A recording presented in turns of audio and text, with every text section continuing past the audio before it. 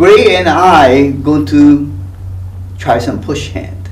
The push hand utilize all the principle we have been talking about in the Taiji form. The square form is just practice, okay? So I think I'm just using this to illustrate why the Taiji form has all these rules and requirements.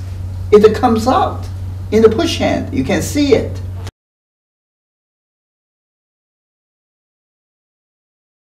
Two feet parallel. Now, when I'm pushing, you want to sit back and neutralize my force rather than against me. Okay. So because this is also you want to practice sensing my pushing, so you can just give in a little bit and receive. You give in a little bit. So yeah. So now pushing. Now you have to turn right to ward me off. Now don't use your hand. You see, you are using your hand. I'll use my back. Use your waist. Right. No, okay. So if you command me, so I sit back. See that? Yeah. See here? Oh yeah.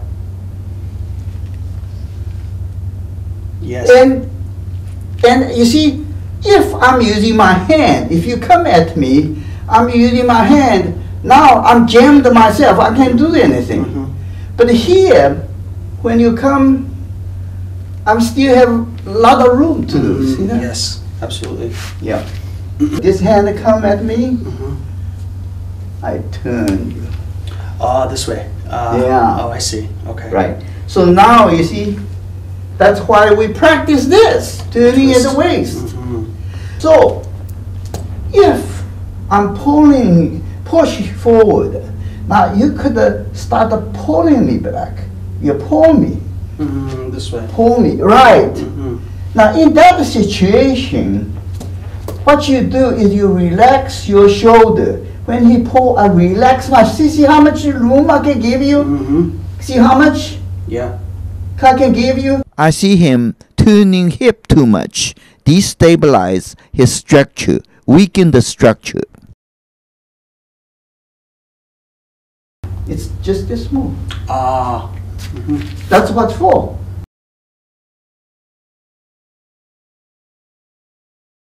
I think a lot of people outside that do push hands, the two person always kind of struggle in the middle. Nobody wants to sit back to follow you. They start in the middle, start fighting. Nobody wants to sit back. So that becomes wrestling. Who is bigger is going to win, and he is much bigger, he's going to win, right? But if I'm sitting back, then I maybe get some opportunity on you. We forward, we want to use this to pull on our front foot. You see, remember we said whenever we walk, we use this, pull on our front foot. Pull. Never push. Remember? Never push. The reason is here. If he is pulling me, if I'm pushing, I'm helping him, right? You're pulling me and I push myself. Yeah. But if I'm using this to follow you, I can give you some resistance. So I have little more control. If I'm pushing, gosh, then you just falling through me. Yeah. Right? So that's why you never push, because I don't want to help you. Right. Right? And so is when you come, when you're coming, I don't want to push, but then I'm helping him again. If he coming, I want to be able to neutralize his force. So that means I should have some control. So I have to follow you in pulling back, right? By pull the back foot, pulling back, and engage the core to the back foot, come back. So the forward movement control is the back foot, and the forward heel is hooked onto the ground. So instead of the front foot is pushing, actually my heel is up like this, pulling on myself. So give myself more stability. See that? Yeah. See, because my heel is hooked onto the ground. Mm-hmm. I want to show you something in the push hand that relates to the position of the back foot. You see, if you pull me, say, yeah, you pull me. Now I'm leaning forward, right? Mm-hmm.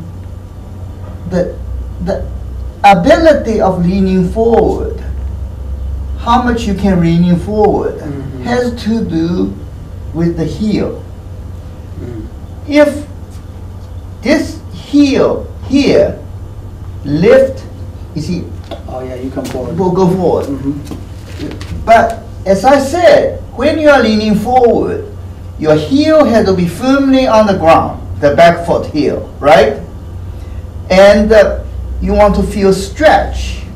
So this stretch of the back foot counterbalances my body leaning forward, so I could leaning forward more. So if you are bending the knee a little bit, the back foot bending knee bit, I lost the counterbalance. Okay, so that's one thing illustrate why when we teach the walking, we want you to the heel on the ground and stretch the back foot when you're leaning forward like this.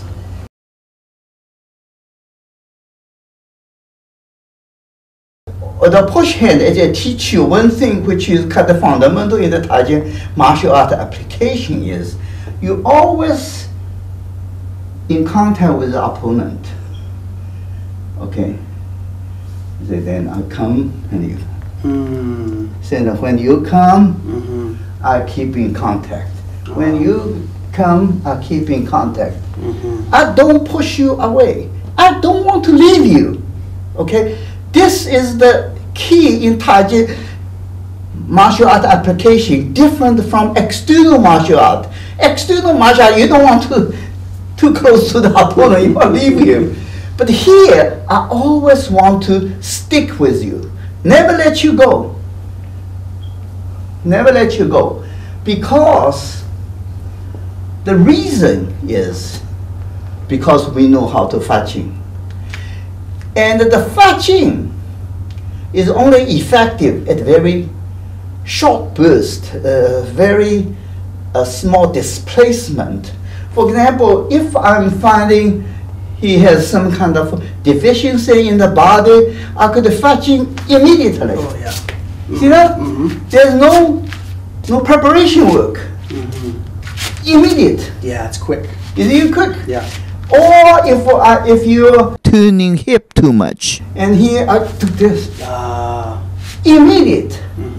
So the fajin is using the internal fajin, and the distance is short, but it comes very quick, an impulse. So it is most useful if I'm in contact with him. If I'm at a distance, I can't get to him because my fajin doesn't reach that far. Okay, only when I'm in contact, then I could. Yeah, jolt. You can feel the jolt. Yeah. Right. So I have to be in contact with it. Then I can use fajin. And the fajin is purely from here. In other words, even like I'm yanking. This is a yank. It's very useful move in sparring. The yank. And it's not here. It's all from here. Yeah, from the gut.